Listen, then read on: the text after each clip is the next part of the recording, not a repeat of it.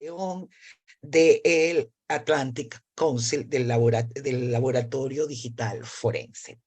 Vamos a empezar con Ignacio Gutiérrez Peña. Ignacio es experto en inteligencia artificial. Es CEO y fundador de iGloop, empresa de inteligencia artificial que ha desarrollado en conjunto con Europa Press un avanzado y complejo sistema del cual tendremos más información hoy en su ponencia para identificar a través de inteligencia artificial las fake news. La herramienta que él va a presentarnos apoya a los periodistas a tomar la decisión sobre la veracidad de las noticias e incluye la funcionalidad única de proporcionar la explicación de por qué el sistema determina la veracidad o falsedad de cada noticia. Este sistema trabaja en tiempo real con todas las noticias que entran continuamente en la agencia, sin importar el origen de la misma. Vamos a darle la palabra a Ignacio.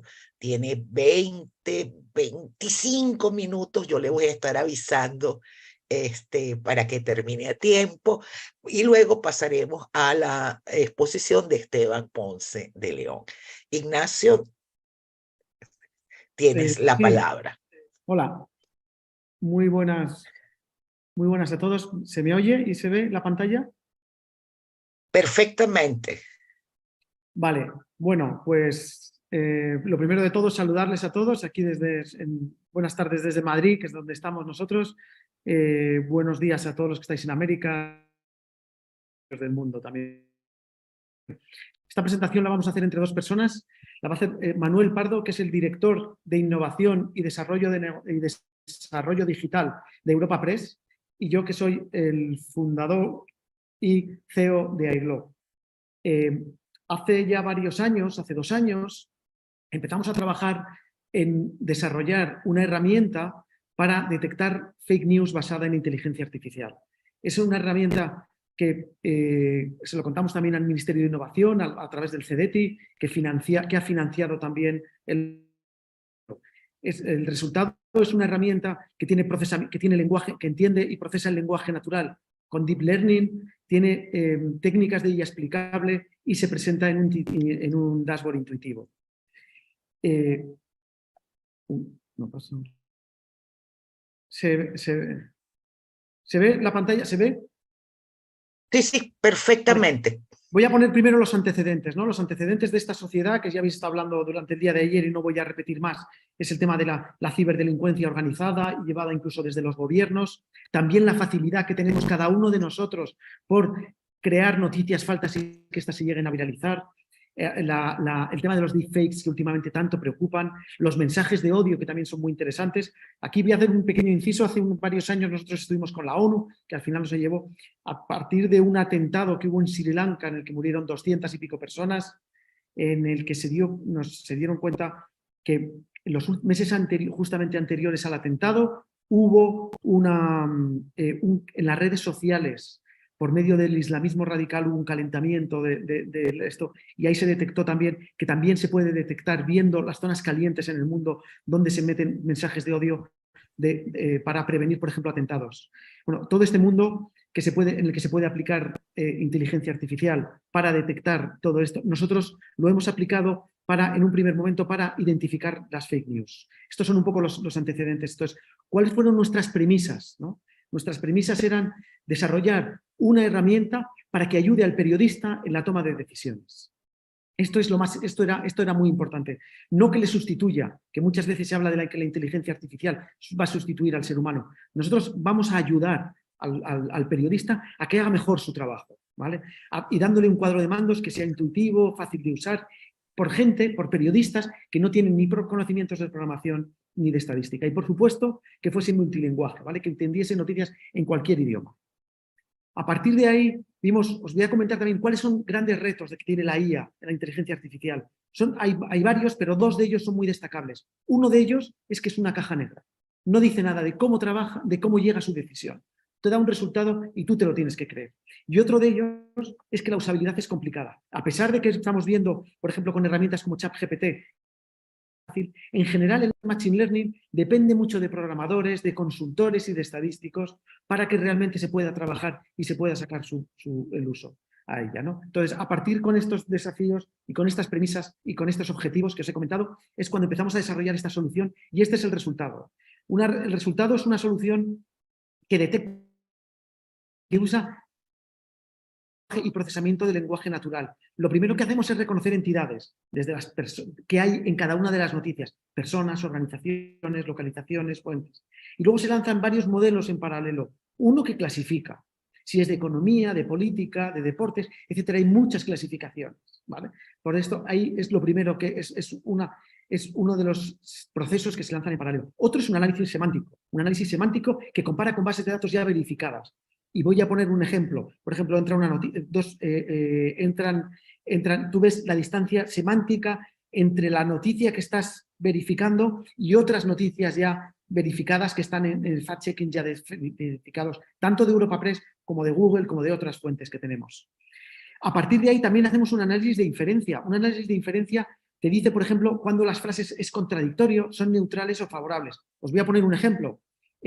La Tierra es plana, la Tierra no es plana. Son dos frases que semánticamente se parecen mucho, pero son claramente contradictorias. ¿Vale? Eso es muy importante también, ese análisis. Y luego también detectamos el estilo.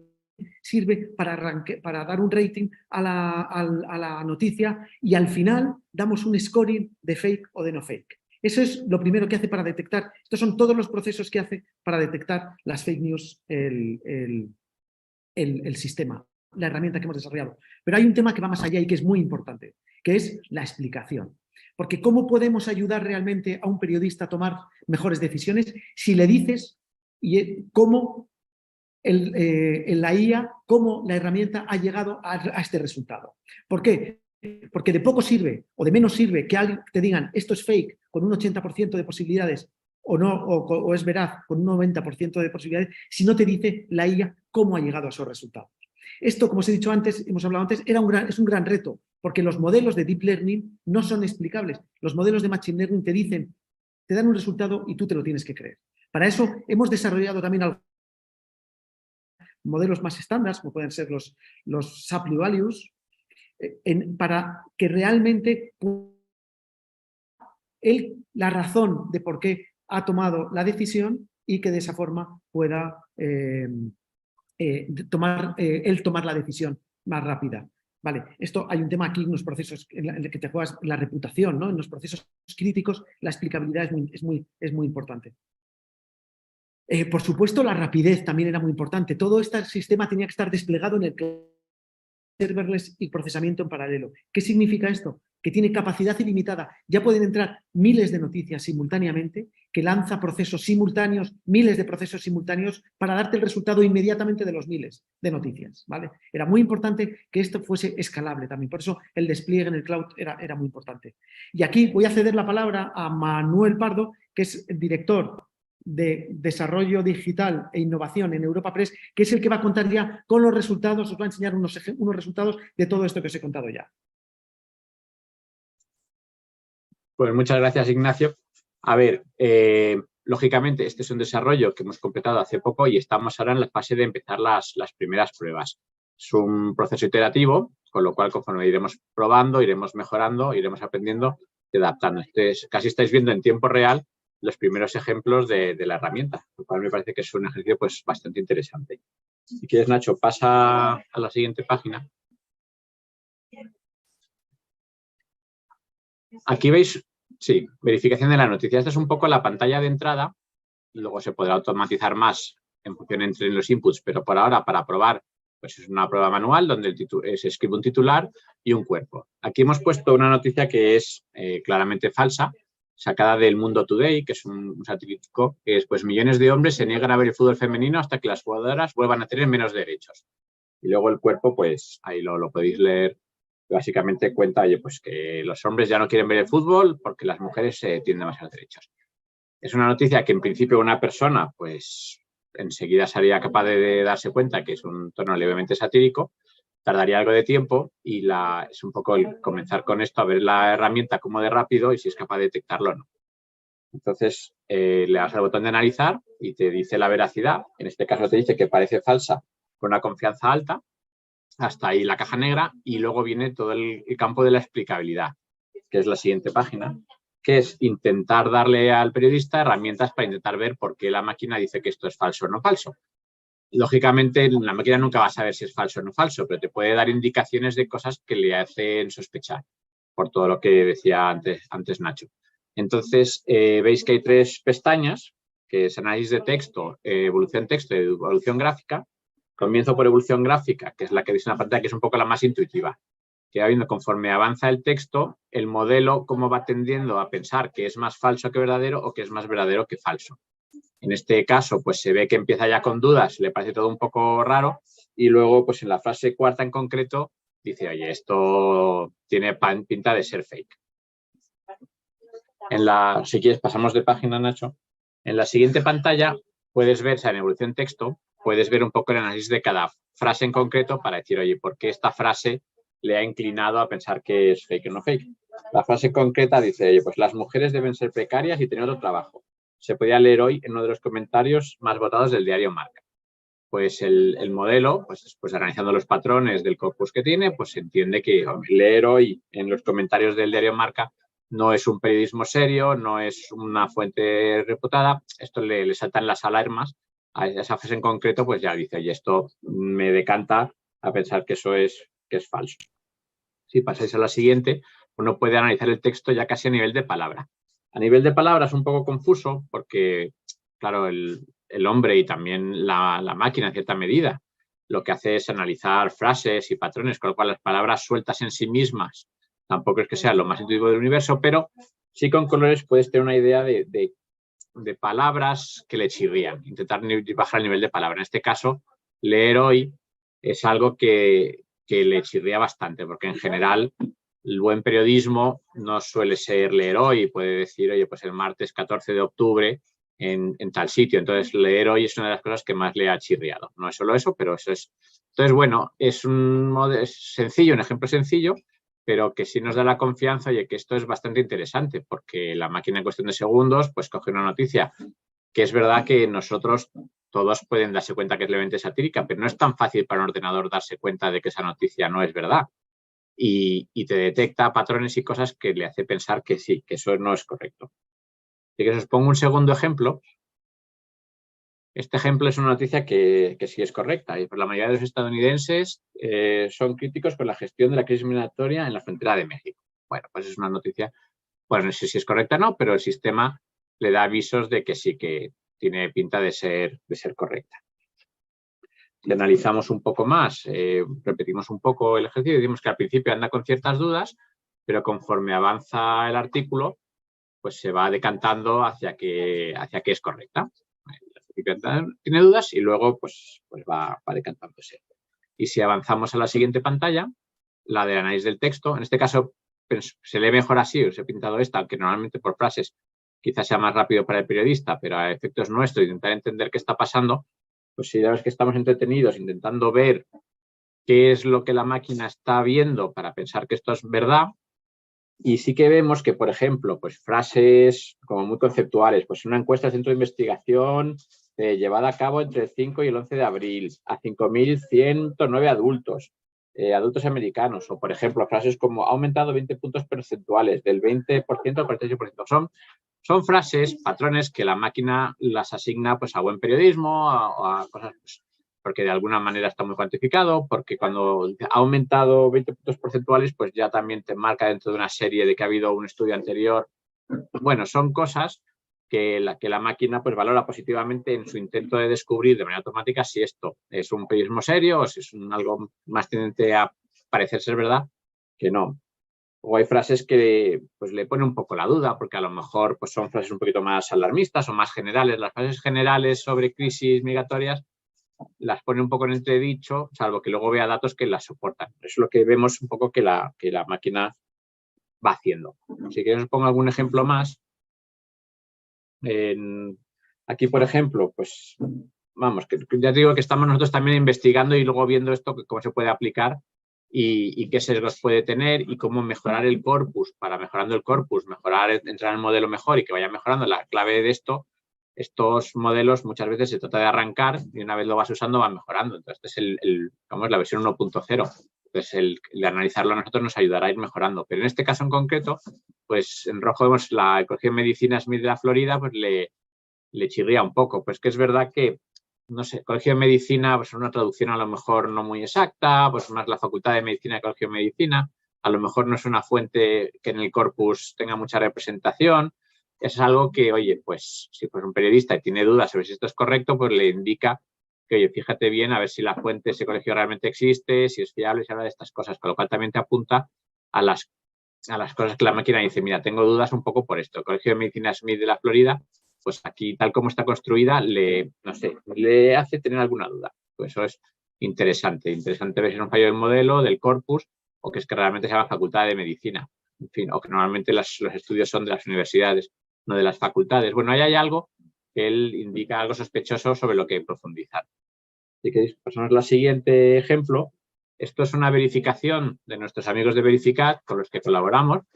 Nos pareció interesante ponerle una verificación a ver qué hacía el modelo y efectivamente marca en rojo la frase que se está verificando un poco, que casi por definición es una frase de periodismo poco riguroso.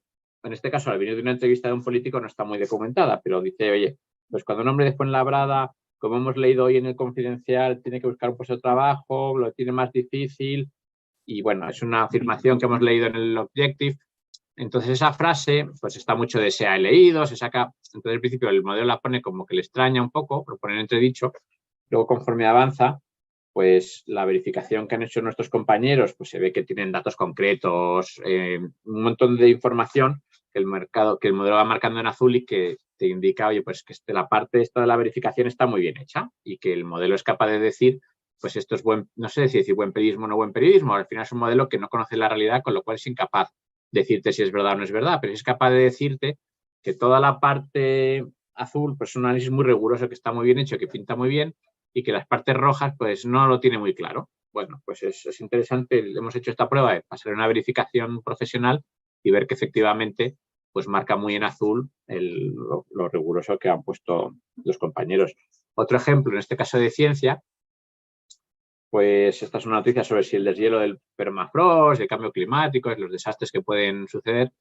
Las frases un poco más dramáticas, tengo la sensación de pues esto está ocurriendo más rápido de lo que habíamos anticipado. Pues son frases genéricas, a lo mejor un poco tiende al dramatismo, poco concretas. Esto sucede más rápido de lo que habíamos anticipado. En realidad, no, como periodistas, no es muy tangible. ¿Qué significa más rápido? ¿Cómo de rápido? ¿Y qué habíamos anticipado? O sea, la diferencia entre una frase genérica como esto y un 28,% porcentuales más que tal es significativa. Entonces vemos que esas frases genéricas un poco tal las tienden a marcar como rojo y las cosas un poco más, si se leen en detalle, pues el método científico, uso de satélites, el trabajo anterior de web, son frases que el modelo le da cierta confianza de que, oye, pues parece que es más riguroso. Entonces, bueno, esos son los ejemplos. Ya os digo que esto estamos todavía en fase de prueba, porque para nosotros también es muy nuevo. Nos parece bastante interesante o prometedor, en el sentido de conforme se vaya usando, vaya mejorando las tecnologías y vayamos metiendo más corpus y se vaya entrenando el modelo, seguramente sea capaz de hacerlo mucho mejor. Pero así las pruebas al azar que hemos hecho, una de ciencia, una de política, una tal, la verdad es que nos da bastante buenas sensaciones.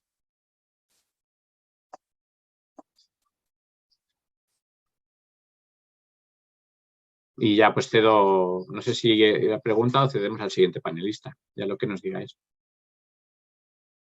Muchas gracias, Manuel e Ignacio. Además, estuvieron estupendos con el tiempo.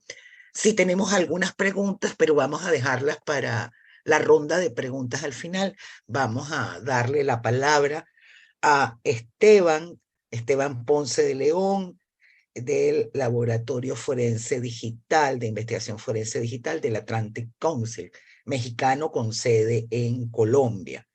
Ponce de León ha trabajado como científico de datos con especial interés en Deep Learning, inteligencia artificial e investigación digital. Su trabajo se enfoca en comprender la desinformación y en avanzar en esta temática, ¿ok? Entonces vamos a darle rápidamente la palabra a Esteban. Le recordamos que tiene 20, máximo 25 minutos para que tratemos de tener tiempo para la parte de de preguntas. Gracias, Esteban.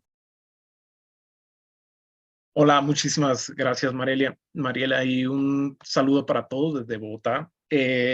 Prácticamente lo que quiero introducir en esta presentación son algunos conceptos clave que espero no sean muy ribombantes en términos de cómo están planteados, pero es también hacernos la pregunta de por qué estamos aquí, ¿no? O sea, por qué este tipo de paneles de contextos, de contenido, de información ha tomado un lugar muy importante en los últimos meses. Hay un trasfondo filosófico, psicológico detrás de estas razones, y es un poco lo que quiero exponer para luego pasar hacia cuáles son las percepciones que tenemos sobre este tipo de tecnologías en el campo de la desinformación, en el caso de generación de contenidos de odio, y sobre todo cuáles son las principales consideraciones éticas que deberíamos de tomar. Y finalmente cerrar también con cuáles son las oportunidades que nos trae la inteligencia artificial, ¿no? O sea, nosotros, más allá de analizar cuáles son los miedos, cuáles son los retos que están involucrados en este campo, es también cómo podemos hacer uso de esta tecnología para poder facilitar también nuestro trabajo, no solo en el tema de verificación de contenido, pero en el análisis de narrativas, que es un poco más lo que hacemos en el DFR Lab. Por un lado, imaginamos o pensemos en cómo están evolucionando estos grandes modelos de lenguaje. O sea, podríamos estar hablando, yo aquí lo hago a modo de pregunta, de una conciencia artificial que se está generando en estos sistemas. Algo de lo que hablaban nuestros colegas anteriormente es precisamente esta caja negra, ¿no? Cómo está funcionando. Y la verdad es que nadie sabe cómo llega un modelo a predecir las oraciones y el contenido de un párrafo. En medida es porque es la palabra más probable que ocurra después de lo que le antecede, pero también hay un grado muy importante de sofisticación que han tenido estos modelos, en que ya no solo es la probabilidad de la palabra, o sea, la probabilidad que tendría la siguiente palabra, hay un sistema de entender contextos más complejos. Y incluso si nosotros le preguntáramos a ChatGPT, a Cloud o a Llama, a cualquier otro modelo de lenguaje, si pudiera ser capaz de imitar un proceso consciente, es capaz de imitar ese proceso consciente. Y yo creo que esta evolución trae consideraciones éticas muy importantes por parte de nosotros como investigadores, como periodistas. No solo es analizar esos retos, sino que creo que estamos en un momento, en un parteaguas de la evolución de este tipo de tecnologías. O sea, yo creo que si nos remitimos hacia finales del 98, 99, no sé si identificaron hace unos días, ayer creo, en Google, que recién cumplía 25 años. Estamos hablando de que en el 98 se genera una de las compañías que cambió el mundo de la información completamente. Y si nos pusiéramos en ese momento, a lo mejor no podríamos decir que estábamos en ese parteaguas, o sea, dado que el Internet comenzó, incluso hoy en día hay muchos lugares que no tienen acceso a Internet. Entonces era muy difícil poder pensar cuáles iban a ser los retos que esta tecnología iba a tener en ese momento. Pasó con las redes sociales, no sabíamos que Facebook, Twitter y todo este tipo de plataformas que principalmente tenían la premisa de comunicarnos, de conectarnos, iban a tener una carga muy fuerte en temas de desinformación. Y yo creo que este es el momento donde podemos empezar a plantearnos cuáles son estas consideraciones éticas que necesitamos tomar y comprender sobre cómo van a evolucionar este tipo de modelos, porque ya están para quedarse y están para cambiar completamente nuestra percepción de la tecnología. Y la verdad es que siempre en nuestro imaginario colectivo y nos imaginamos a la inteligencia artificial de este modo, ¿no? Como algo supuestamente evolucionado, como un robotizado.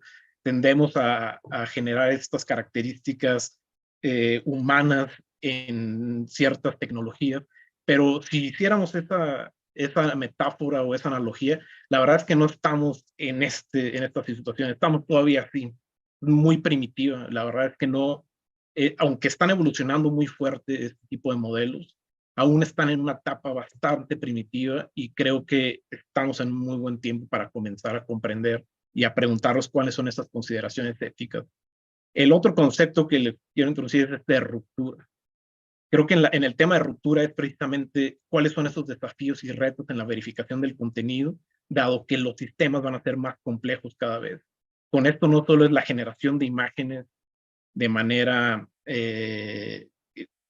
o sea, que puedan generar un grado de confusión sobre si es real o no es real, sino cuál es el acceso que tenemos como usuarios a estas tecnologías a crear tus propios modelos de imagen, de generación de imágenes, tus propios modelos de contenido de texto e incluso de voz, ¿no? Entonces creo que ya no es qué puedes hacer con lo que hay, sino cómo puedes crear tú tu propio modelo y que eso genere una especie de esfera ideológica en lo que quieres transmitir o en lo que quieres influir, y creo que es ahí donde están como también los retos.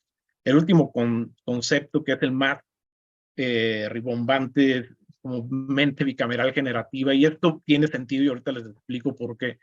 Y es porque actualmente los modelos funcionan a través de comandos. O sea, es decir, necesitas a un usuario para que cree un prompt, para que genere una solicitud a través de lenguaje, y gracias a ello el sistema o la tecnología funciona y puede dar un resultado. Pero también está la posibilidad de que estos sistemas comiencen a funcionar de manera autónoma. Entonces ya no solo es la capacidad de recibir instrucciones, sino de generar sus propias instrucciones. Y yo creo que esta parte hay que cuestionárnosla y preguntárnosla. Estos conceptos que estoy manejando acá vienen realmente de un libro que es desde un autor, de un psicólogo, y el libro precisamente lo que habla es en qué momento nosotros como seres humanos cambiamos de creer que toda nuestra conciencia tenía o estaba cargada de información proveniente de los dioses, a un momento en que comienzas a darte cuenta que esa información que estabas pensando, realmente eras consciente de ella y tú estabas generando ese lenguaje. Y antes de mostrarles como ese libro, hay regreso a la pregunta de por qué estamos acá, ¿no? Y es precisamente la fuerza que tuvo ChatGPT es una de las plataformas, aparte de Threads, que realmente se acaba de lanzar este año, que llegó a los 100 millones de usuarios en solo 2 meses. Si revisamos otras plataformas que tienen muchísima cantidad de usuarios activos, como Facebook, como Twitter, bueno, Twitter ni siquiera aparece en el top 10, como TikTok, como YouTube, ¿en qué momento esas plataformas alcanzaron los 100 millones de usuarios? Y vemos que unos son 4 años, como YouTube y Facebook. WhatsApp le tomó 3 años, pero a ChatGPT le tomó solamente 2 meses llegar a esa cantidad, y creo que es más significativa que la de Threads, dado que Threads venía de toda su base de usuarios de Instagram, ¿cierto? Entonces, de ser una plataforma nueva, creo que es muy importante el por qué impactó tanto la tecnología cuando ya existían esos modelos. Estamos hablando que cuando se inicia ChatGPT, estaban en un modelo 3.5, entonces quiere decir que ya había un modelo 3, había un modelo 2, que iniciaron incluso desde el 2018, 2019, y ya comenzaban a revolucionar las tecnologías en el procesamiento del lenguaje natural. Sin embargo, es hasta este momento en que logra tener un impacto mucho más fuerte. E incluso el CEO Sam Altman de OpenAI, en sus conversaciones, llegan a ser mucho más filosóficas, comienzan a preguntarse si estos modelos pueden ser conscientes o no, y creo que es ahí donde va a radicar los mayores retos. El libro que les comentaba es El origen de la conciencia en la ruptura de la mente bicameral, y es precisamente entender en qué momento comenzamos a entender que nuestro lenguaje es más sofisticado, es prácticamente lo que nos distingue de cualquier otro ser vivo, ¿cierto? Es a través del lenguaje. Yo creo que por eso este tipo de tecnologías impactaron tanto, porque justo le dieron en la llaga en donde más nos creemos superiores a cualquier otro ser vivo, que es el lenguaje, es la capacidad de lo que podemos construir con el lenguaje, y por eso es relevante, importante tratar de entender de que si estas tecnologías logran tener un propio lenguaje, va a ser mucho más complicado. Aterrizando este tipo de información hacia temas de desinformación y propaganda, me remito como a 3 puntos clave. Uno es el aprendizaje, es decir, cómo estos modelos aprenden y cuál va a ser su impacto en temas de desinformación política. Es un poco lo que les hablaba, o sea, tener acceso ya no solo a modelos que están disponibles de manera online, sino acceso a la creación de tu propio modelo. Y aquí es donde creo que puede haber grandes retos. Y por último, lo que hemos ya observado con el tema de deepfakes y bots. En el aprendizaje hay que destacar que estos modelos aprenden de toda la información que había en línea, incluida contenido que tendía a polarizar, contenido de acoso digital, contenido de odio, desinformación, y es por eso que muchas veces este tipo de modelos tienden a alucinar o tienden incluso a proporcionar información engañosa, y es porque están entrenados sobre la base de ese contenido. Entonces, esa parte hay que entenderla y saber que no es una tecnología de inteligencia artificial no es un agente que solo busca amenazar, sino que es el modo como aprendió, y creo que esa parte es importante destacar. En el tema de desinformación política, les pongo un ejemplo. En el 2020, en enero 6, sabemos que hubo un evento muy fuerte en el Capitolio de Estados Unidos, un ataque, digamos, por parte de personas que apoyaban mucho, sobre todo ideologías de derecha, y si observamos cuál fue el comportamiento de estas, digamos, de esta información en ese momento, fue muy interesante observar que gran parte de ese contenido se coordinó en plataformas tradicionales como Facebook, Instagram, YouTube, Twitter, y que tras todas las acciones que este tipo de plataformas hicieron para muchas veces eliminar esas cuentas de esas plataformas, lo que observamos fue una migración muy importante de estas cuentas y de estas ideologías hacia plataformas que supuestamente defendían la libertad de expresión, como Parler, como Rumble, Odyssey, Gap y Telegram, que te permitía tener un nicho, una audiencia mucho más específica.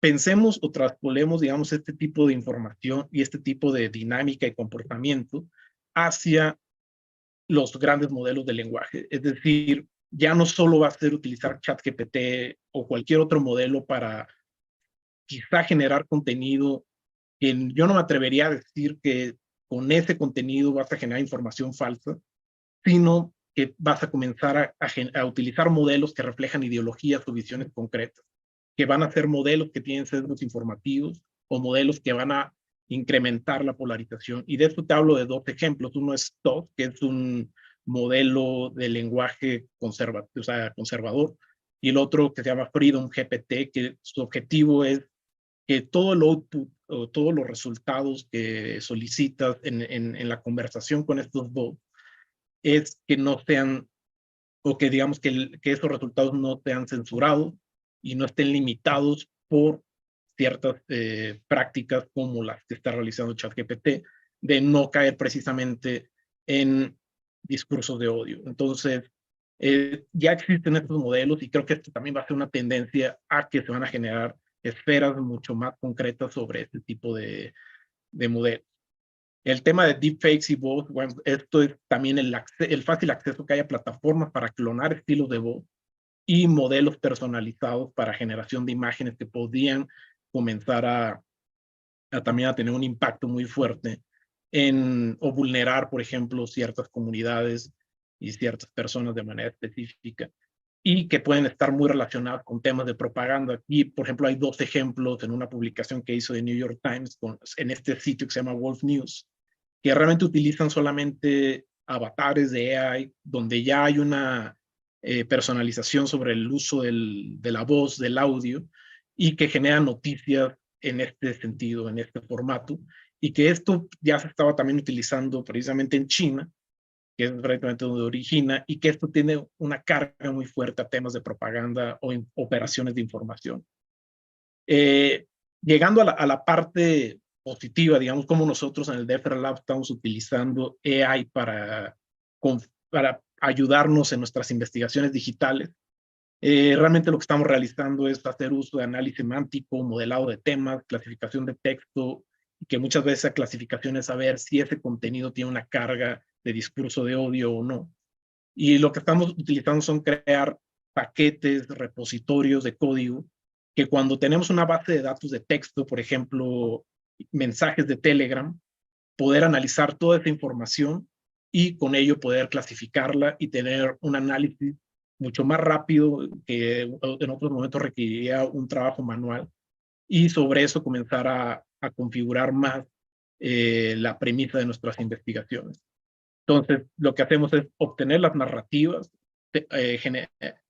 tomar algún modelo de lenguaje, ya sea también para que esas narrativas se transformen a valores o vectores, que es, digamos, la manera como entienden estos modelos, y sobre eso comenzar a clasificar temas, tema 1, tema 2, y con ello comenzar a enfocarnos en uno específico.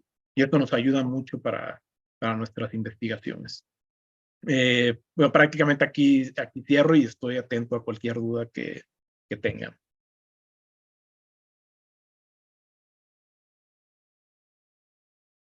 Bueno, muchísimas gracias, Esteban. Muy interesante. Tenemos muchas preguntas, tanto por YouTube como por preguntas y respuestas, como por el chat. Y además, bueno, tenemos saludos desde Colombia, desde Sudán, desde Caracas, desde México, desde Bolivia. Y tengo dos preguntas de carácter desde Argentina también. Tenemos dos preguntas que creo que con Soledad. Una, si existe algún registro de asistencia, preguntan por YouTube. Y otra, preguntan si es posible acceder a las diapositivas y presentaciones. Entonces le doy rápidamente la palabra a Soledad para esta pregunta, mientras yo voy ordenando las otras preguntas. Perfecto, Mariela. Bien, todas las grabaciones de las distintas actividades de la cumbre quedan disponibles de forma pública en nuestro canal de YouTube, y además después van a ser editadas y se van a sumar a nuestro panel de recursos contra la desinformación, donde allí van a estar presentes las presentaciones y las ponencias de nuestros oradores. Así que todo esto lo van a tener, digamos, en crudo, ya disponible, queda público desde YouTube, y si no, a lo largo, al cabo de un par de semanas, ya va a estar disponible. Pueden entrar a cumbredesinformación.com, y allí en el panel de recursos, por ejemplo, ya tienen disponible lo que son las producciones y las ponencias de años anteriores. Cada expositor tiene su propio video. Así que sí, para poder ver todos los materiales. En cuanto al registro de asistencia, si alguien necesita justificar o necesita que se le expida un certificado, le pedimos que por favor se pongan en contacto por correo electrónico, ¿sí? Así que ahí van a poder seguir. Ya les digo, nuestro correo electrónico pueden escribir por medio de la página, y si no, también a lo que es cumbredesinfo@gmail.com. Ok. Gracias, Soledad. También tengo una primera pregunta para Manuel e Ignacio de Javier Cantón, que preguntan: ¿cómo estáis entrenando el modelo? ¿Extrae noticias de múltiples fuentes o solo los textos que se le suministran? ¿Hay planes de implementar en la herramienta el análisis multimodal? Pues si quieres, Nacho, contesto la primera, y la multimodal, que como más técnica, te la dejo a ti, que lo vas a hacer mejor. Respecto a cómo entrenar el modelo... Yo les voy a agradecer, el labor de moderadores siempre como antipática, yo les voy a agradecer que sean muy puntuales, porque tengo como 10 preguntas. Fenomenal. Pues como esta es una versión 1.0, hemos entrenado al modelo para probarlo con cuerpos externos, con 2 o 3 cuerpos externos. Lo hemos hecho en noticias generales, y también hemos hecho un intento en temas de salud, aunque ese no lo vemos todavía capaz de dar resultados significativos. A futuro lo iremos reentrenando casi probablemente cada mes, cada 2 semanas o con cada mes, con noticias más de actualidad, para que esté siempre informado. Gracias. Estaba diciendo que ahora mismo no hay planes de meter más análisis, pero no, que según vayamos viendo cómo va la herramienta, respondiendo podamos hacerlo. Pero ahora mismo la herramienta... Gracias. Ok. Acá dicen, muchas gracias, Esteban. ¿Cuál es el proceso que siguen para identificar si un mensaje contiene o no discurso de odio? ¿Cuál es el parámetro que construyeron para establecerlo? Ya, realmente nosotros estamos utilizando un modelo que está incluso dentro de OpenAI, así como está la posibilidad de utilizar el propio modelo de GPT. Hay una versión donde ellos evalúan si todo el contenido que ingresa dentro de ChatGPT tiene esa carga de discurso de odio, ¿no? Entonces, incluso lo que hace GPT primero es evaluar esa polaridad del contenido que se ingresa como prompt o como por parte del usuario. Estamos utilizando esa misma herramienta para, por ejemplo, los mensajes de Telegram, que sean cortos. O sea, no, también estamos analizando, por ejemplo, artículos, todo el contenido, por ejemplo, de una noticia por parte de medios de comunicación ligados a Rusia, pero en ese caso no inyectamos, por ejemplo, o no lo analizamos con esa herramienta. Únicamente son a través de los mensajes de Telegram o de Twitter cuando los descargamos, pero es directamente de OpenAI. Gracias, Esteban. Tenemos también dos preguntas puntuales. Alguien pide que por qué no se puede activar la traducción simultánea desde YouTube, que tiene problemas. Y la otra pregunta, pregunta a Esteban y a Ignacio y a Manuel. ¿Este programa puede ser usado por cualquier periodista o es un modelo exclusivo de Europa Press? Si está disponible, pueden compartir el enlace. También están pidiendo los correos de los panelistas. Muchas gracias, Mariela. Ahí ya, para lo que es la traducción simultánea, por favor, tienen que conectarse, ir a nuestra inscripción para ingresar al Zoom. Si no, luego pueden utilizar la traducción simultánea desde la función de YouTube, ¿sí? Y a propósito de los correos, bueno, eso los panelistas, si están dispuestos, quieren darlos, los compartimos en el chat, y si no, mientras tanto, comparto nuevamente nuestro correo, que es cumbredesinfo@gmail.com. Gracias. Gracias, Soledad. Acá hay otra pregunta para... perdón, está la pendiente la pregunta. Si el modelo está ya disponible o es exclusivo para iGlo y Europa Press. El modelo todavía no está listo para su uso masivo. De hecho, hay otra pregunta ya relacionada. Nosotros lo que vemos, o sea, cómo se va a usar el uso principal sería integrado en un dashboard con más indicadores. Eso el periodista y querría ver en un dashboard el análisis del modelo, por supuesto, pero también si esa frase o ese contenido se ha compartido en Twitter, qué fuentes lo han compartido, si son fuentes más ligadas a Rusia, como decía el compañero, no, noticias relacionadas. O sea, al final esto pretende ser un input más o menos importante dentro de un conjunto de 7 o 8 indicadores. Esa herramienta, cuando la Europa Press y casi todas las agencias de noticias tenemos siempre vocación de servir a los periodistas, con lo cual en el momento en que nosotros tengamos algo que vemos que es adecuado y útil para nuestros periodistas, inmediatamente lo pondremos también a disposición de nuestros clientes y quizá del ecosistema en general, de la gente, en la medida que pueda ser útil. O sea que ahora siempre, si nuestros periodistas lo usan, lo vamos a ofrecer, pero todavía estamos en fase de crear un dashboard más completo, porque solo este modelo por sí solo no basta para decirte si esto es fake o no fake. Tienes un indicador más dentro de un conjunto. Muchas gracias, Manuel. Esteban, a partir de la apertura del chat GPT a recolectar información al momento, ¿qué riesgos ves de que la inteligencia artificial generativa se alimente de la propia información que genera?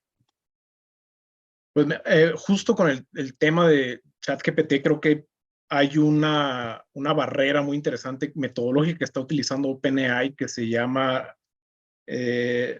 Reinforcement Learning for Human Feedback. O sea, lo que están haciendo es que a través de la retroalimentación de muchos usuarios etiquetan si las respuestas fueron adecuadas o no por parte del modelo. Creo que eso permite que, más allá de que alguien esté usando el modelo ChatGPT con fines malignos y que todos los prompts están cargados de discursos de odio, no se alimenta ya tanto el modelo de ese tipo de contenido. Entonces hay se filtra un poco, es un poco lo que explica esa metodología, esperamos que sí sea así, pero lo que ellos tratan de respaldar es que el contenido nuevo con el que se está entrenando realmente pasa por una etapa de depuración, y creo que esa parte es importante, justo lo que no ocurrió en las primeras versiones de estos modelos, que fue agarrar una gran cantidad de bases de datos online, entrenarlo con mucha información, que incluso había fake news dentro de ese contenido, y creo que esta depuración ayuda más a que sea un modelo mucho más sofisticado y no tienda tanto a ese tipo de polarización o de carga. Pues creo que por el momento esta metodología ayuda mucho y no veo que haya muchos riesgos en ese modo. Le veo riesgos de privacidad quizá, porque si tú lo usas directamente por la interfaz, hay un entrenamiento de los datos que tú estás ingresando, pero ya hay una opción donde también tú habilitas si quieres que se use o no tus datos para el entrenamiento de ese modelo. Gracias, Esteban. Esta es para los 3 panelistas. ¿Cómo están resolviendo la identificación de falsos positivos de discursos de odio o ataques con las variedades de español latinoamericano, tan susceptibles de apropiación de ofensas?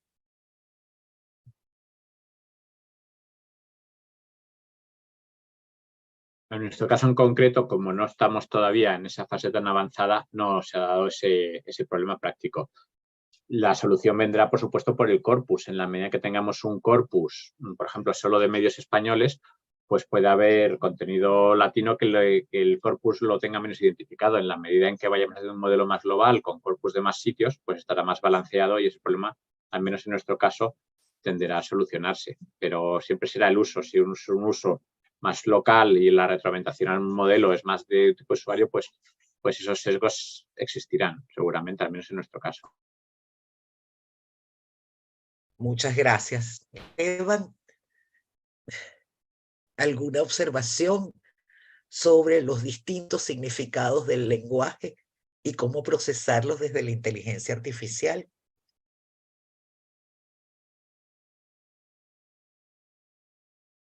Pero la pregunta es para mí, ¿no? Yo creo que es una pregunta que es muy importante y la estoy extendiendo porque creo que uno de los grandes dilemas de la determinación de verificación utilizando inteligencia artificial tiene que ver con los distintos sentidos que tiene el lenguaje. Bueno, yo agregaría, por ejemplo, en ese comentario, es un poco lo que plasmaba en la presentación, es la posibilidad de que ese lenguaje tenga una carga ideológica y que con eso comiences a crear, digamos, lo vemos en Telegram, lo vemos como en grupos mucho más cerrados, donde hay hay coincidencias ideológicas una vez que te agregas tú, por ejemplo, a esos grupos y formas parte de ellos. Yo creo que estos modelos que tendrían una tendencia que existen actualmente con ideologías precisas o específicas, creo que ese lenguaje ya no es verificarlo como tal en la susceptibilidad de los cambios que haya regionales, sino es más entender cómo ese lenguaje está influyendo en nuestras propias creencias o en eventos críticos, como críticos en términos que son relevantes, significativos, como por ejemplo un periodo electoral en un país, y cómo ese tipo de información con esa carga puede ayudar mucho más a refinar ciertos contenidos o ciertos mensajes que buscan influir en esos procesos. Ejemplo, un proceso electoral. Yo lo analizaría más el grado en el uso de ese lenguaje, pero sobre fines específicos y no tanto por un tema de verificación, dado que incluso muchas veces el tema de desinformación no solo se remite a noticias falsas, sino es qué tan coordinado es para buscar influir en algo en que va a ayudar, que va a impactar tus creencias directamente, ¿sabes? Creo que este tipo de modelos específicos, con ese lenguaje específico, va a ayudar a que prosperen, digamos, ese tipo de estrategias, muchas veces con fines malignos, que el objetivo es influir en la información, ¿no? Muchas gracias, Esteban. Hay una pregunta de Adrián Pino, que felicita a los ponentes y se pregunta, y yo también voy a añadir algo a la pregunta de Adrián. Él dice, ¿cómo sigue el proceso dentro de la redacción luego de estas señales de alerta que se detectan? Él lo pregunta para aquellos casos dudosos donde no es tan claro si el contenido es falso o no. Y yo a esta pregunta añado para todos los panelistas algo que tiene que ver con el tema de credibilidad. Es decir, por qué las personas tienden a creer y cuánto pudiera apoyarnos la inteligencia artificial para comprender esa relación. Vale, si queréis comienzo yo un poco. En nuestro caso en concreto estamos partiendo el desarrollo con un periodista especializado en verificación de datos en el equipo, que es Iñaki y que es el usuario 1 del modelo. Y Iñaki 1 lo que nos dice que para su trabajo concreto de verificación es lo que necesita es un dashboard donde este modelo le resulta útil, pero que necesita más inputs. Y, por ejemplo, es lo que comentaba de búsquedas relacionadas, de Twitter. Y entonces el uso será, comenzando de los Iñakis, de los verificadores, pues un dashboard. Posteriormente podemos incorporar otros usos que tenemos en mente, por ejemplo, pues el departamento de notas de prensa, lo que comentaba un poco Nacho, si van llegando información de manera automática a la redacción, ya no es tanto una persona que intente verificar, sino que sin dar alerta y a lo mejor el dashboard o el sistema que montamos es un poco distinto. También conforme esto evolucione, incluso entre los participantes a este evento pueden tener ideas de, oye, pues esto me interesaría a mí porque se puede usar de esta otra manera. Incluso un poco en broma comentábamos, habría que pasar este sistema a nuestros propios periodistas porque casi es como un verificador de estilo, casi no por nada, sino para que la gente aprenda a cómo hacer mejor periodismo. Es decir, la herramienta de alguna manera, por lo menos cuando estás en una fase muy de I+D, pasa con algunas medicinas, esta última de peso que era más para diabetes y luego tiene otro uso. Aquí estamos viendo la tecnología que nos permite hacer con un uso concreto, pensando en verificaciones, pero también mente abierta de, oye, esto luego, una cosa que contrasta una noticia con un corpus y de diferencias de estilo, gramaticales y de significado, pues puede tener muchas aplicaciones y es posible que conforme evolucione el proyecto, pues vayamos creando otros usos, otras aplicaciones, pero minuto 1, un dashboard para verificadores donde se incluyan otros inputs aparte de nuestro único modelo.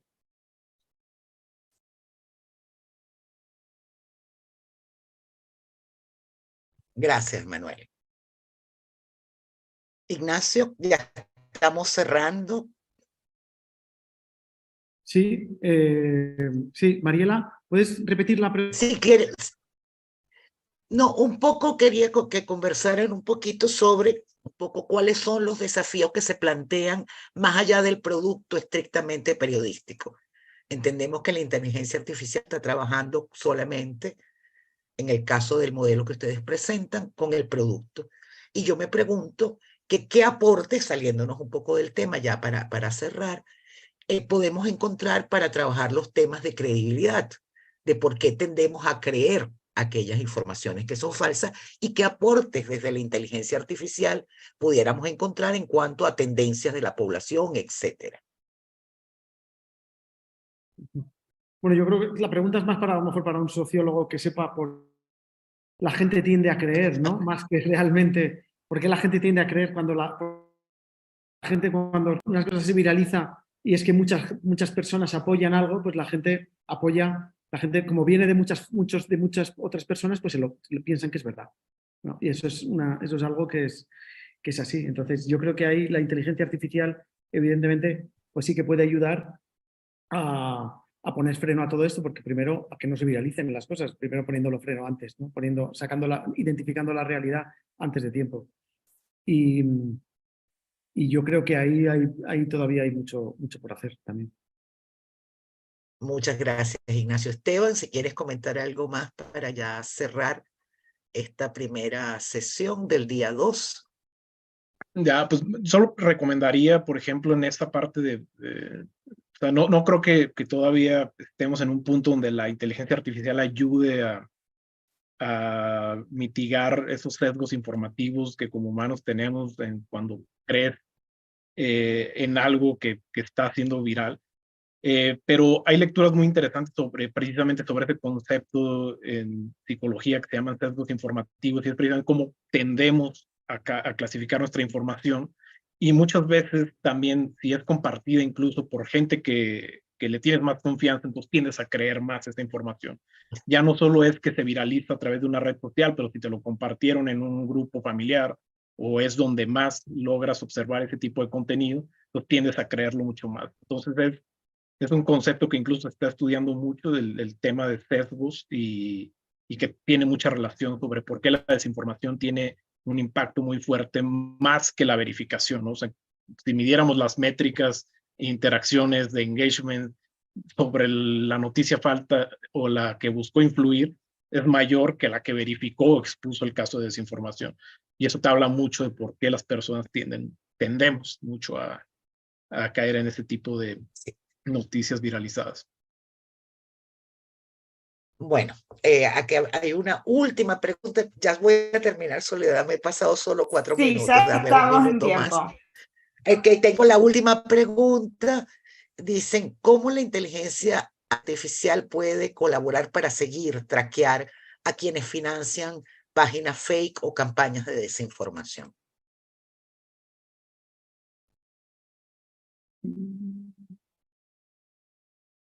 Bueno, en general es financiar, o sea, tú puedes coger el origen, aplicando ahora mismo la IA, puedes coger el origen y la fuente, ¿no? Llegar hasta la fuente de quién. Y relaciones entre las diferentes fuentes, entre los diferentes orígenes, para ver haciendo análisis más dedicados a los orígenes, a las